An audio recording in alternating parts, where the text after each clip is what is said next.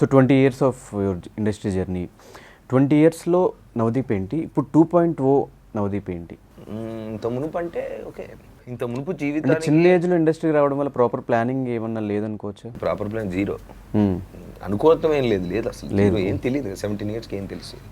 Or maybe అంటే 17 ఇయర్స్కి వచ్చిన తర్వాత ఇప్పుడు లెట్స్ సే నితిన్కో ఉదయ్కో కుదిరినట్టు సూపర్ హిట్లు వచ్చి తర్వాత ఒక సిస్టము ఏర్పడి అదో గైడెన్సు మేబీ, అంటే నాకు కూడా నాకు సిస్టమ్ లేదని కాదు, లేదు అది కాదు, కానీ ఇఫ్ దెర్ వాజ్ అంటే నాకు జరిగింది ఏంటంటే సూపర్ స్టార్డమ్ రాలేదు. అంటే ఒక స్టార్టింగ్ నుంచి ఓ పెద్దగా ఓ హెక్టిక్గా రాలేదు. తర్వాత ప్లానింగ్ అంటారా అంటే నాకు అప్పటికి నాకు తెలిసిన నాలెడ్జ్కి, నాకు తెలిసిన పర్సనాలిటీకి ఉన్న డెసిషన్స్ ఏవో తీసుకుంటూ కింద పైన ఏదో పడుతూ వచ్చాను. అది కెరీర్ వరకు సంబంధించి. బట్ యాజ్ అ పర్సనల్ గ్రోత్గా నేను చూస్తే రియాక్టింగ్ అంటే మనకేదో జరిగింది, మనం రియాక్ట్ అవుతూ మనం ముందుకెళ్ళాలి. రియాక్టింగ్కి రెస్పాండింగ్కి తేడా ఉంటుంది. రియాక్షన్ అంటే పైనే ఉంటుంది, ఓకే మనకి ఇది లేదేమో ఇది కావాలి అని చెప్పి దాని గురించి పరిగెత్తడం, లేదా మనం ఇది సాధించాలని పరిగెత్తడం, ఇలాగా కొంచెం పైనే ఉండేది ఒక పర్సనాలిటీ అనేది. ఒక ర్యాట్ రేస్లో ఒక అదే హడావిడిగా కమాన్ కమాన్ కమాన్ అనుకుంటే ఎక్కడ ఒక దగ్గర ఆగి రే జరుగుతుంది పక్కన పెట్టు, నీకేం కావాలి, what is your personality, what do you want అనేది ఆగి ఒక పాజ్ సెకండ్ ఇచ్చి ఆలోచించడం అనేది ఎప్పుడు జరగల. ఫాస్ట్గా చేశాను first 17 years, second 17 years.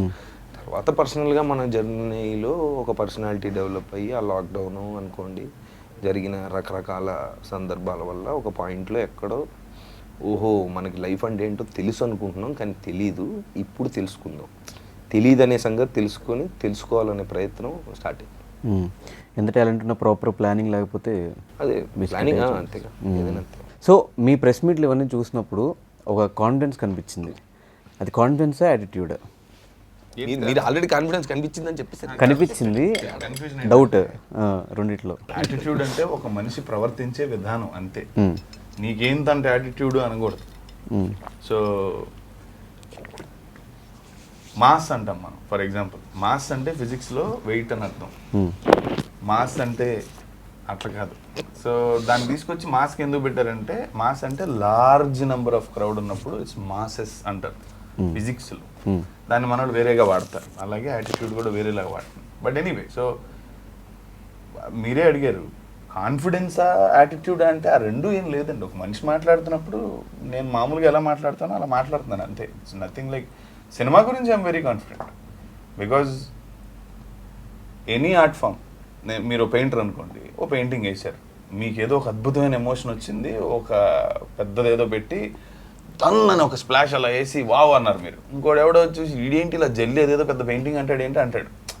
So ఒక ఆర్ట్ పీస్ వేసినప్పుడు అది చూసి ఒక్కొక్కడు ఒక్కోలాగా అనుకుంటాడు. అందరూ ఒకేలాగా అనుకోవాలని అనుకోవడం చాలా తప్పు. ఫస్ట్ ఆఫ్ ఆల్ నచ్చచ్చు నచ్చకపోవచ్చు, అది చూసేవాడి పాయింట్ ఆఫ్ వ్యూ. బట్ వేసినోడిగా నేను వేసింది నాకు నచ్చింది, తను యాక్ట్ చేసాడు, తన క్యారెక్టర్ తనకు నచ్చింది. So we're fine with what we made, we're putting it out, డిస్ప్లేకి పెడుతున్నాం మేము వేసిన ఆర్ట్ పీస్. అది వీఆర్ ప్రిపేర్డ్. అందరికి ఎలా నచ్చుద్ది? కొంతమంది బ్రహ్మానందం గారి లాగా ఆ సీన్లో ఏయ్ అని కూడా అంటారు.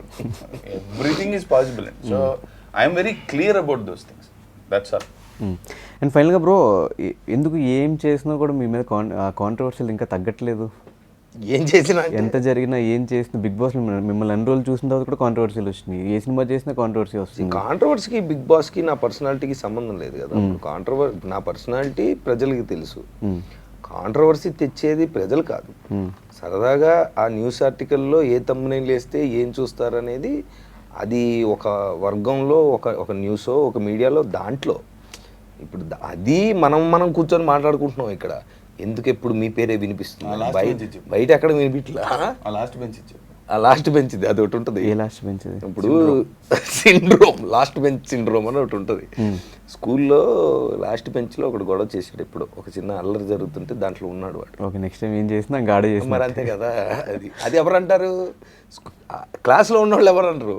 బయట ఈ విషయం చూడకుండా పక్క నుంచి వెళ్తున్న ప్రిన్సిపల్ 10th సెన్స్ అయినా అయితే వాడే అయి ఉంటాడు అంతే, అంతకంటే ఏం లేదు. హియర్ ఆఫ్ కాంట్రవర్సీస్ అసలు కాదు.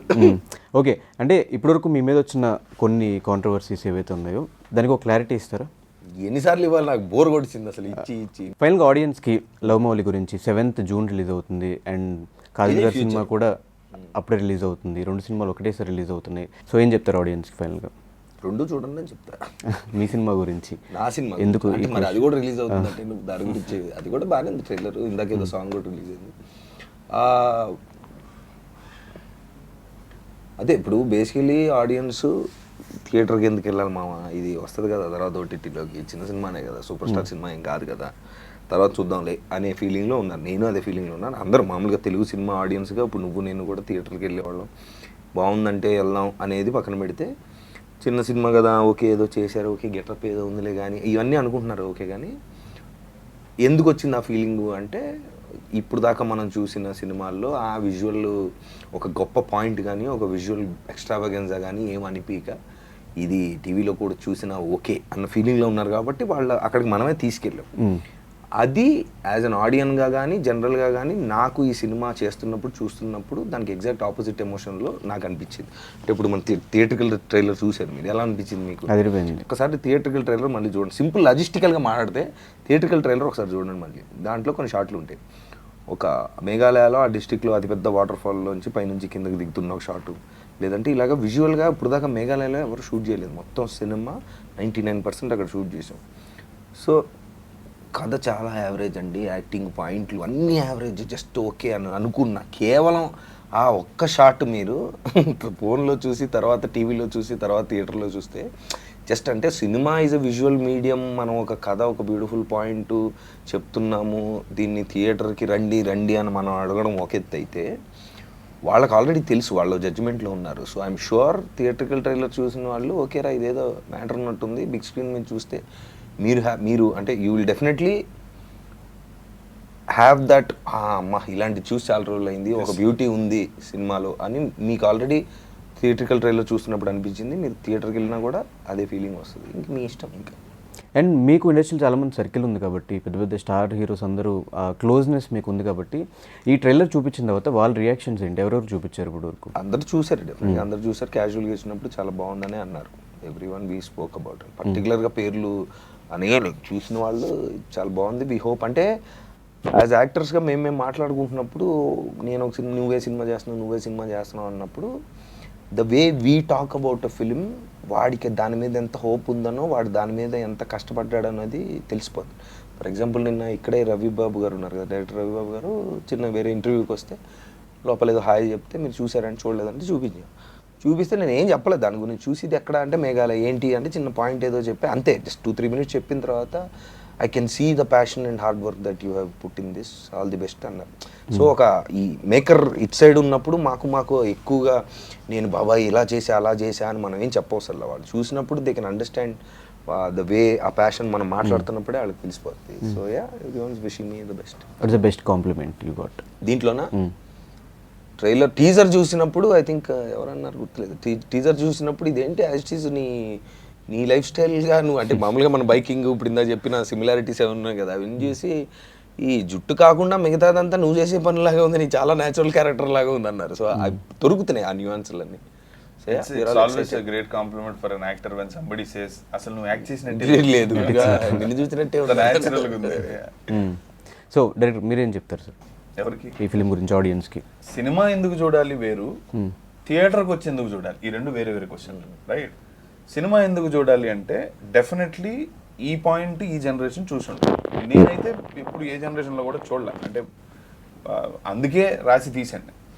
సో నేను చూడాలనుకునే పాయింట్ కాబట్టి, ఇంతకుముందు ఎప్పుడు సినిమాల్లో లేదు కాబట్టి. రెండు, why you should watch this movie in a theatre.